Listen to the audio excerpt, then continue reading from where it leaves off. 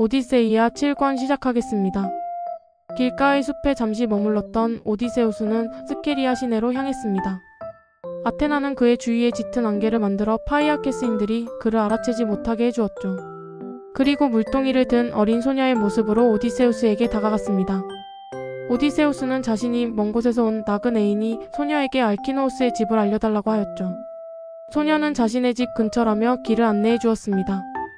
오디세우스는 파이아케스인들의 항구와 배들, 회의장과 높고 길다란 성벽을 보며 감탄하며 소녀를 뒤따랐고 어느덧 알키노우스의 궁성에 도착하였습니다. 소녀는 이 궁성의 안주인 아레테가 어떤 사람인지 자세히 알려주었습니다. 그녀의 호의를 얻는다면 고향으로 돌아갈 희망을 가질 수 있을 것이라 말하고는 그를 떠나갔죠. 기가스 족의 왕 에오리메돈의 막내딸 페리보이아가 포세이돈에게서 아들을 낳았는데 그가 나우시토오스였습니다. 나우시토오스에게는 두 아들 알키노우스와 렉세노르가 있었는데 알키노우스가 그를 이어 파이아케스인들을 통치하였죠. 렉세노르는 외동딸 아레테만 남기고 아폴론의 화살에 죽었습니다. 알키노우스는 조카인 아레테를 아내로 맞이하였죠. 아레테는 그에게 여러 자녀들을 낳아주었고 남편은 그녀를 진심으로 존경하였습니다. 그녀는 분별력이 뛰어나 여러 분쟁들을 해결해 주었기에 자식들과 백성들도 그녀를 여신처럼 존경하고 따랐죠. 오디세우스는 알키노우스의 궁전으로 들어갔습니다. 그는 궁전의 아름다움과 풍요로움에 압도되어 발걸음을 멈출 수밖에 없었습니다. 지붕이 높다란 집은 광채로 가득 차 있었고 담벼락이 둘러싸고 있었습니다. 황금으로 만든 문과 은으로 만든 문설주와 상인방, 그리고 양쪽으로는 황금과 은으로 만든 개들이 집을 지키듯이 서 있었죠. 안쪽으로는 벽을 따라 안락 의자들이 있었고 각각마다 곱게 짜여진 깔개가 깔려 있었습니다. 받침대 위에는 황금으로 만든 소년들이 횃불을 들고 서서 집안을 밝히고 있었습니다. 50명이나 되는 하녀들이 곡식을 갈거나 배를 짜는 등의 일을 하고 있었으며 정원의 바깥에는 다양한 과실나무들이 자라는 과수원이 있었고 두 개의 샘이 솟아올랐는데 하나는 과수원으로 퍼져나갔고 다른 하나는 집으로 향하고 있었죠. 호메로스는 알키노우스의 궁전을 매우 자세히 묘사하였습니다. 이것은 알키노우스와 파이아케스인들이 신들의 축복을 받은 문명인이라는 것을 보여주는 것이죠. 집을 감상한 뒤 오디세우스는 안으로 들어갔습니다. 알키노우스의 집에서 함께 저녁을 즐겼던 사람들이 잠들러 돌아가기 전 마지막으로 헤르메스에게 헌주하고 있었습니다. 오디세우스는 홀을 지나 알키노우스와 아레테가 있는 곳으로 갔습니다. 오디세우스가 탄원을 위해 아레테의 무릎을 붙잡자 그를 둘러싼 안개가 걷히었죠. 집 안에 있던 사람들은 모두 깜짝 놀랐고 아무 말도 할 수도 없었습니다. 그때 오디세우스가 애원했습니다. 아레테여, 신과 같은 렉세노르의 따님이여. 나는 천신만 곳 끝에 그대의 남편과 그대의 무릎과 그리고 여기 이들 회식자들에게 왔습니다.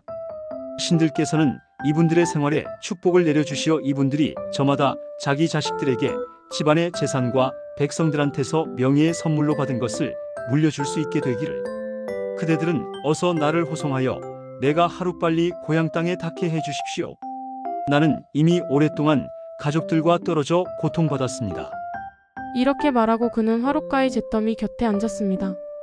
자신이 무례한 사람이 아니며 이방인으로서의 나약함과 도움이 절실함을 알리고 동정심을 불러일으키기 위한 행동이었죠. 한동안 모두 잠자코 있었는데 이케노우스라는 원로가 말문을 열었습니다. 나그네를 저렇게 두는 것은 미덕에 어울리는 일이 아니니 손님으로 합당한 대우를 해주라고 왕에게 말하였습니다. 알키노우스도 정신을 차려 오디세우스의 손을 잡아 일으켰고 아들 라오다마스를 의자에서 일어서게 한 뒤 그 자리에 손님을 앉혔습니다. 그리고 그에게 식사를 대접하였죠. 또 알키노우스는 전령을 시켜 술동이를 가져오게 하였습니다. 술동이에 포도주를 붓고 물을 타 잔에 담아 홀에 있는 모두에게 나누어 주었죠. 알키노우스와 그들이 탄원자와 동행하는 제우스에게 헌주하며 술을 즐겼습니다. 알키노우스는 이 술로 회식을 이제 마무리하고 내일 아침에 이 나그네를 접대하고 어떻게 호송해줄지 논의해보자고 하였습니다. 그러면서 자신들이 헤카톤베를 바칠 때면 신들이 공공연히 모습을 드러내어 자신들과 함께 회식을 즐겼고 길에서 우연히 신을 만나더라도 자신을 숨기지 않고 드러낼 정도로 신들과 가까운 사이라며 만약 손님이 신들 중 한 명으로 자신을 숨기고 이곳에 온 것이라면 자신들에게 다른 일을 꾀하고 있을 것이라고 하였죠. 오디세우스는 자신은 가장 무거운 고난의 짐을 진 필멸의 인간이니 그런 염려는 하지 말라고 안심시켰습니다. 파이아케스인들은 각자의 집으로 갔고 알키노우스 부부와 오디세우스만 남았습니다. 아레테는 손님에게 어디서 온 누구이며 입고 있는 옷은 누가 주었는지를 물었습니다. 오디세우스가 입고 있는 옷이 자신이 짠 옷임을 알아보았고 의심이 들었기 때문이었죠. 그러자 오디세우스가 자신이 겪은 고난을 이야기하였습니다.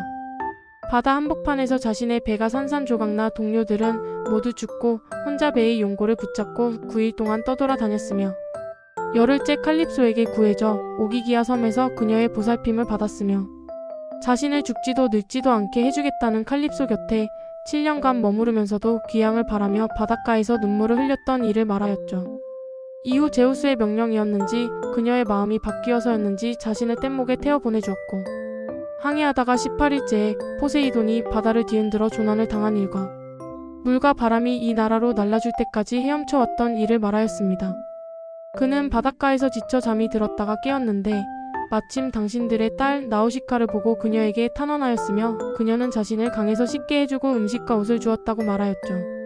알키노우스는 그대가 탄원했음에도 그대를 집으로 안내해 데려오지 않은 것은 딸이 잘못한 일이었다고 꼬집었습니다.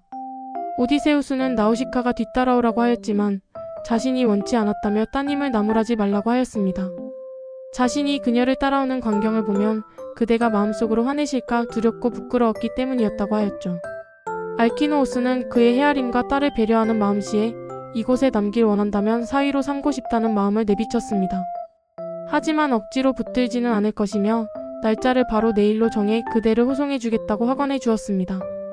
그러면서 가장 멀리 떨어진 곳으로 알려진 티티오스가 있는 섬까지도 하루 만에 다녀올 정도로 자신들의 배와 항해술이 뛰어남을 자랑하였습니다. 참고로 티티오스는 헤라의 사주를 받고 레토를 겁탈하려다가 아폴론과 아르테미스에게 살해당한 거인입니다.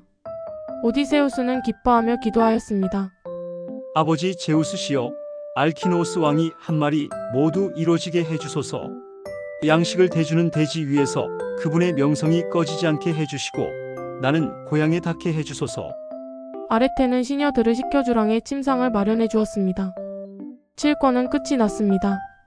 오디세우스는 지혜롭고 품위 있는 말로 간청하였고 파이아케스의 왕 알키노우스는 그를 따뜻하게 맞이해주며 고향으로 데려다 줄 것을 약속해 주었습니다. 하지만 오디세우스는 아직 자신의 출신과 신분을 밝히지 않고 고난의 일부만 이야기하고 있죠. 섣불리 자신을 소개했다가 경계심을 사거나 오해를 살 수도 있을 것이고 오디세우스 자신도 아직까지 파이아케스인들을 완전히 신뢰하지는 않는 것 같습니다. 그들이 신들과 가깝게 지낸다니 포세이돈과도 가깝겠다고 생각했겠지요.